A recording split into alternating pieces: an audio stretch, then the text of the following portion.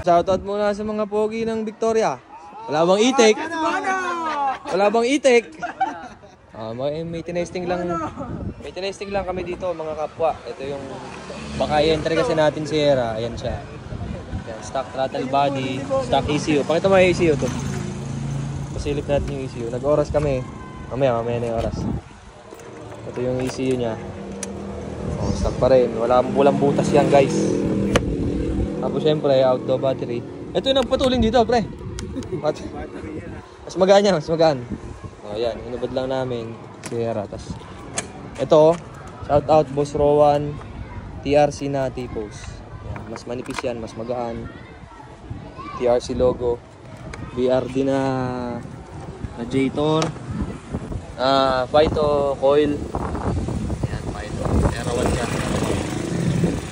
Ayan, BRD po. Stock na spark plug. Standard lang, hindi i-renew. Tapos, OKD shock. Pandiinan. Pwede mag-upgrade ka na rin ng OKD. Ito yung FI ni Tropa. Yan, dyan. Pakita natin sa inyo. Yan. Pogi yan.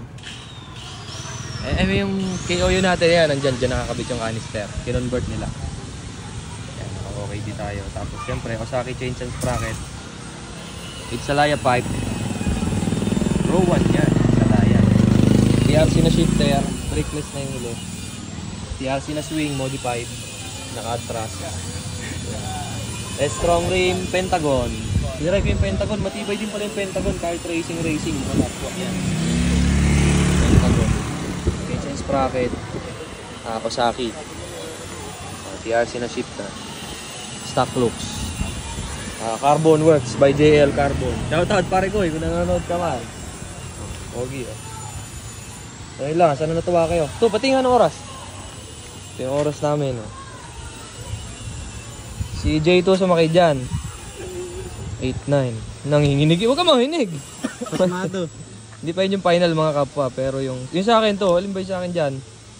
Yung pinaka-best ko na. 9 flat kay J2 rin yun eh. Itong mga una. Ito ayan 9.3. Tingnan natin. 9.3, 115. Tapos 9.8, 105. Pangit to. 115, 9.3. Sa akin din to? Sa'yo din yan. Ano yung sagad ko? 9.2? 9 to, sagad mo. Pero 115 pinamataas ko.